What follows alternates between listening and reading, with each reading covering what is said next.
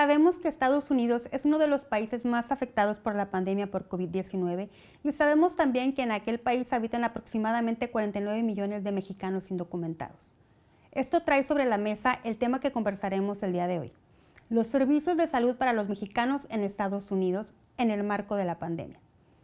Nos acompaña el día de hoy la doctora Yetsi Rosales Martínez, catedrática CONACYT adscrita al Departamento de Estudios de Población del Colegio de la Frontera Norte en la sede de Monterrey. Hola, mi nombre es Nancy Ute y les doy la más cordial bienvenida a Diálogos desde la Frontera, un programa producido por el Colegio de la Frontera Norte.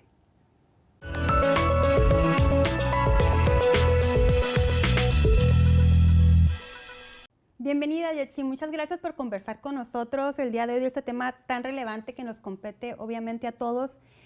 Actualmente tú estás participando en un proyecto de ciencia básica del CONACYT titulado Las ciudades santuario como fronteras emergentes, dinámicas transnacionales y espacios vividos de mexicanos indocumentados en Estados Unidos.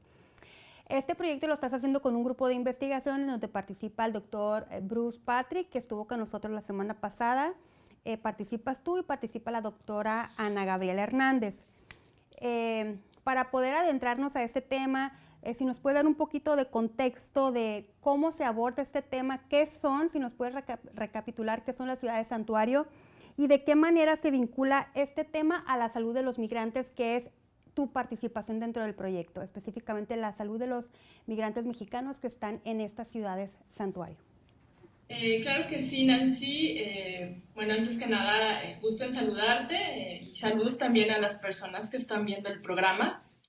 Y bueno, mira, en términos generales, cuando estamos hablando de ciudades santuario, nos referimos, digamos, en el contexto de Estados Unidos, ¿verdad? Nos referimos a territorios cuyos gobiernos adoptan una postura crítica ante la instrumentación de la política migratoria federal, ¿no? Y, digamos, esta postura crítica se expresa o se hace evidente en la negativa de colaborar con los agentes migratorios, ¿no? del ICE, que es el Servicio de Inmigración y Control de Aduanas de Estados Unidos. Y bueno, ¿en qué consiste esta colaboración? Esta colaboración, digamos, la solicitan los agentes migratorios a los gobiernos estatales, a los gobiernos locales, para que sus policías colaboren en ciertas prácticas, ¿verdad? Que tienen que ver con la detención de personas inmigrantes que no tienen documentos para residir allá. Entonces, a grandes rasgos, las prácticas más comunes que podemos encontrar en esta colaboración son, por ejemplo, el compartir información, ¿verdad?, de las policías, ¿no?, sobre las personas detenidas que tienen ellos, el detenerlas durante más del tiempo reglamentario para, pues, para dar tiempo que los agentes migratorios vayan a recoger a estas personas, que en realidad pues son detenidas por faltas administrativas, ¿no? Como manejar sin licencia, como manejar bajo el influjo del alcohol, cosas de este estilo. Perdón, sí, Entonces, este tipo... Yetsi, perdón, Sí. Esto que nos estás comentando son los espacios a donde ustedes van a recolectar la información para poder identificar a las personas que serían, en este caso, dentro de su proyecto, sus sujetos de investigación. Sí, digamos, es como el criterio de selección, ¿no? Perfecto, sí. Pero en sí, bueno, lo que me quiero referir simplemente es dar algunos ejemplos, ¿no? De lo que consiste esta colaboración entre policías, porque es una de las características típicas, ¿no?, o convencionales para identificar una ciudad santuario. Es decir, una ciudad santuario no se presta a realizar este tipo de prácticas, ¿verdad? Porque la idea es proteger a la comunidad inmigrante. Por eso les llaman ciudad santuario, porque las comunidades, específicamente estamos hablando de indocumentados, ¿verdad? O sea, que no tienen los documentos apropiados, y en estas ciudades ellos se sienten protegidos y acogidos justamente porque no hay este tipo de prácticas que nos estás diciendo. Sí, exactamente, aunque es parte de la teoría. Efectivamente, el proyecto está enfocado en personas que no tienen documentos, que no tienen permiso para residir en Estados Unidos, particularmente pues mexicanos y mexicanas, ¿verdad? Y esta idea de santuario es lo que se pretende, ¿no? Es justamente lo que comentas, que esta población se sienta protegida. Pero en la práctica se ha visto que no necesariamente es así, ¿no? Puesto que esta protección ha provocado que los agentes del ICE intensifiquen sus actividades en las ciudades santuario, ¿no? Entonces, por ejemplo, cuando me preguntas cómo podemos relacionar esta ciudad de santuario con el acceso a servicios de salud, ¿no? Entonces, ahí un tema en donde podemos relacionarlo es en la utilización de los servicios de salud, ¿sí? Eh, Generalmente, en las ciudades santuario es común ver que hay iniciativas incluyentes, ¿no? Que digamos, buscan generalizar los beneficios de los programas sociales, en este caso de salud, ¿no? A la población inmigrante independientemente de su estatus migratorio, ¿no? Eh, pero sucede que, como en algunas ciudades santuario, la actividad de los agentes migratorios se ha intensificado, también junto con ello se ha intensificado el miedo colectivo que muchas personas inmigrantes tienen, ¿verdad? Entonces, en este sentido, se ha documentado que la utilización de los servicios de salud ha ido a la baja, ¿no? Precisamente por el miedo a salir, ¿verdad? Por exponerse al espacio público, ¿no? Por dar sus datos personales al momento de llegar a una consulta médica, cosas de ese estilo, ¿no? Entonces, como verás, es un poco complejo la idea de los espacios santuario, ¿no? Que no se restringen solamente a la ciudad, sino podemos estar hablando de un estado también. Sí, claro, y además de que tiene diferentes aristas, en esta ocasión tú participas en el área, en la parte que corresponde a la salud. Jetsi, vamos a ir ahorita a un corte. Ahorita regresando del corte podríamos hablar, por ejemplo, mencionas de estos miedos por la intensificación de la ICE y de los agentes en esta ciudad de santuario. Podríamos conversar un poquito de qué retos ha significado para ustedes estos miedos y también el contexto actual de la pandemia, que es un tema importante para la salud y para lo que tú estás haciendo justamente dentro de este proyecto. Continúen con nosotros, gracias, continúen con nosotros en Diálogos desde la Frontera. Gracias por continuar con nosotros en Diálogos desde la Frontera. Estamos conversando con la doctora Jetsi Rosales, catedrática del CONACYT, actualmente desenvolviéndose en el Colegio de la Frontera Norte, sede Monterrey. Jetsi, estamos conversando sobre la ciudad de santuario y tu participación dentro de este proyecto, que es específicamente sobre la salud de los inmigrantes mexicanos que se encuentran justo en esta ciudad de santuario en Estados Unidos. Nos estabas conversando en el bloque anterior que el hecho de que estas ciudades santuarios sean como una protección también ha hecho que la policía o el ICE esté más activo en estas ciudades, lo cual infunde miedo en los inmigrantes. Cuéntame de qué manera este miedo que ellos sienten ha representado un reto para el acercamiento con ellos o qué impacto ha tenido en el proyecto. Sí, Nancy, pues efectivamente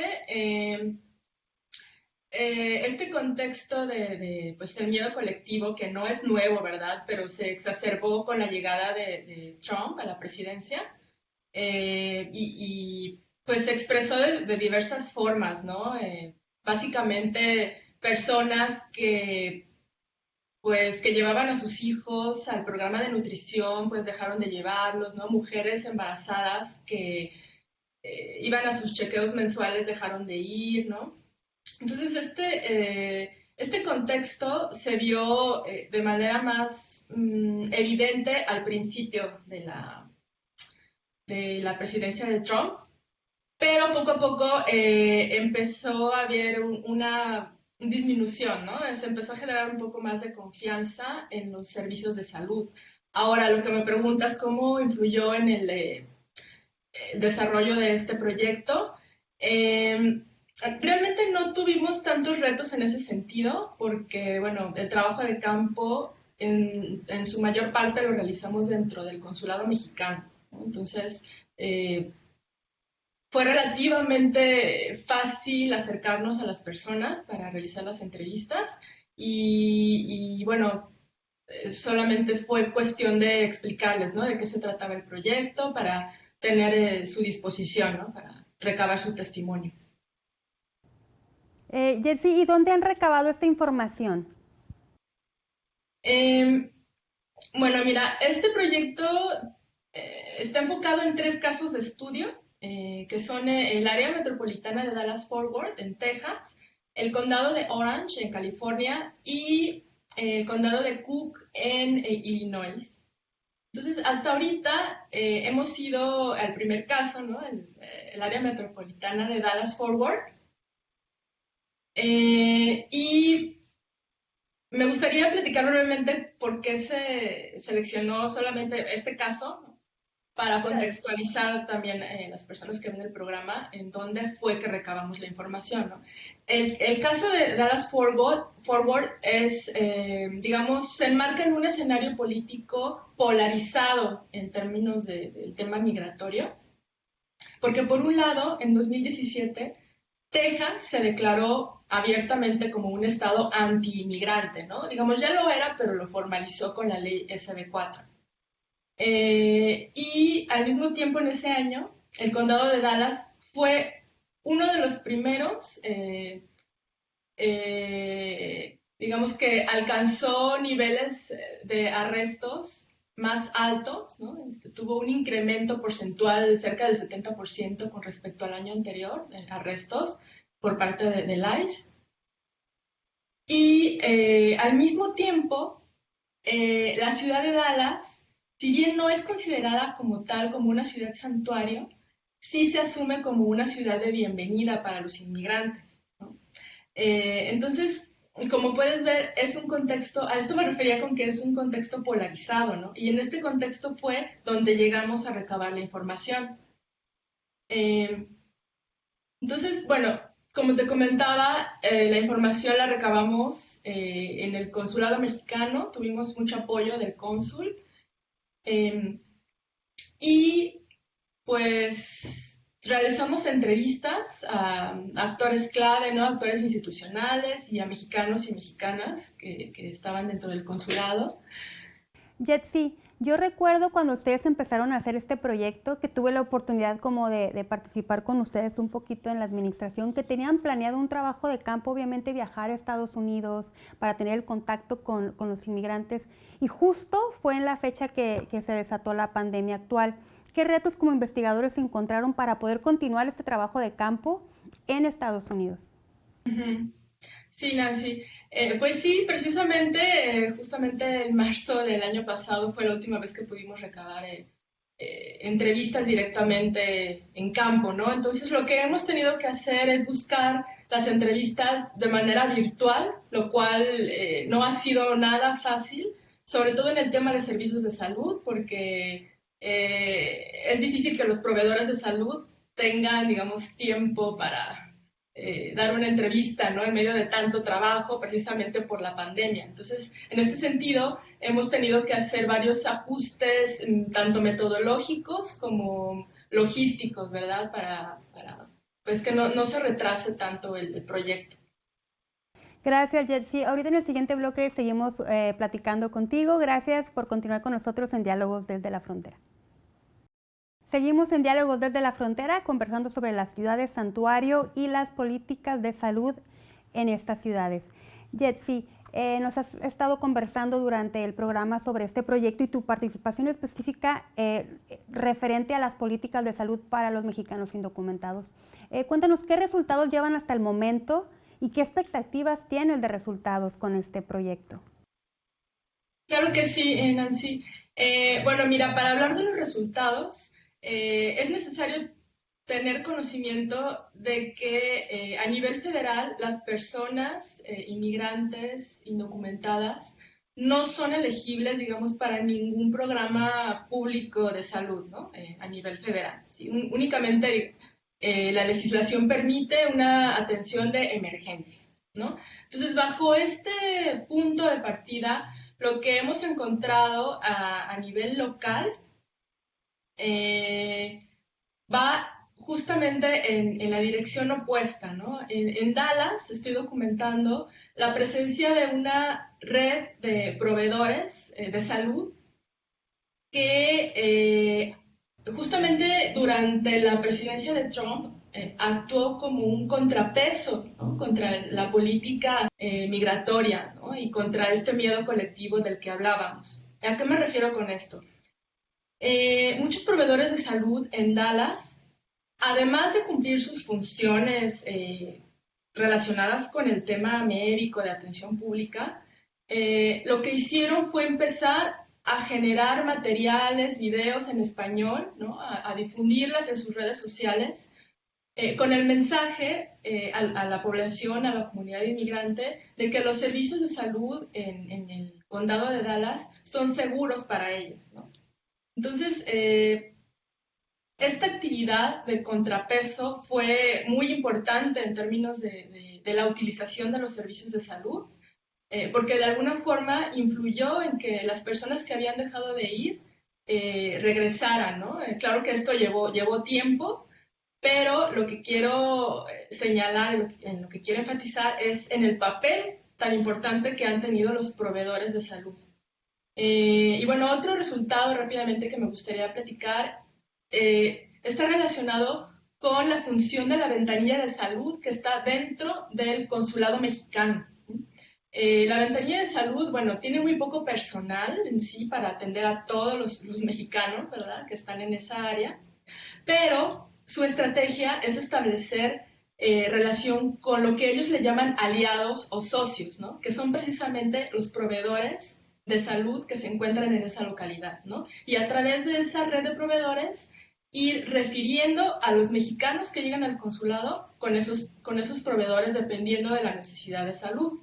Generalmente la atención es de nivel preventivo y ambulatorio, porque cuando alguien necesita un tratamiento muy costoso, como quimios, como una hemodiálisis, ahí sí hay que hacer mucho cabildeo y es difícil encontrar un servicio de salud, ¿no? Y bueno, Pues a grandes rasgos estos serían parte de los resultados, son resultados preliminares, aún hace falta regresar a Dallas para recabar más información y para validarla, lo que hemos recabado. Jetsi, considerando que efectivamente este proyecto aún no termina y todavía está en curso, pero las condiciones políticas y pues obviamente sociales de estas ciudades que ustedes están estudiando y sobre todo pues también en Dallas, ¿no?, que es donde nos estás conversando, con el cambio de presidente mencionaste que las políticas durante la estadía del presidente Trump en el poder y ahora que ha cambiado la política, que hay un nuevo presidente, considerando que no es un proyecto terminado, ¿qué expectativas tienes o qué consideras que pudiera cambiar o influir en estas políticas de salud? Estás mencionando estas ventanillas que me parece muy importante y muy alentador, pero también actualmente estamos en una pandemia en donde estos mexicanos necesitan una atención también preventiva porque estamos ante un escenario de salud crítico. Una opinión nada más que tuvieras al respecto sobre el escenario actual de estas ciudades, tomando en cuenta que pues todavía no han hecho el trabajo en este escenario, ¿no? Sí, Nancy. Pues sí, este punto que comentas es muy importante, el hecho del cambio, ¿verdad? El cambio de presidencia y también este escenario epidemiológico, ¿verdad? Por un lado, digamos, la llegada de Biden a la presidencia no me parece personalmente que nos plantee muchas esperanzas de cambio en términos de la política de salud. ¿Por qué? Porque cuando él fue vicepresidente, en esa época fue una prioridad el tema del acceso a servicios de salud y en ese entonces fue cuando se llevó a cabo la reforma en salud en el 2010, la llamada, el llamado Obamacare, ¿no?, o el ACA. Pero este programa dejó fuera a inmigrantes indocumentados, ¿no? Digamos, fue muy exitoso en términos de que se incrementó la cobertura médica, pero los inmigrantes indocumentados no fueron elegibles ni son elegibles, ¿no? Entonces eso también tiene que ver con una ideología que no sabemos si en este momento puede cambiar, ¿no? También no todo está en manos del presidente, eso también lo sabemos. Pero bueno, personalmente creo que sí, en el tema de salud puede haber un cambio. Este cambio no necesariamente va a venir de nivel federal, ¿no? Va a venir de los espacios locales, ¿no? Como esto que les estoy contando, las iniciativas que hay y que son más incluyentes, ¿no? Que están, digamos, preocupadas por atender a toda la población sin importar el estatus migratorio, ¿no? Como este cuento que funciona en Dallas.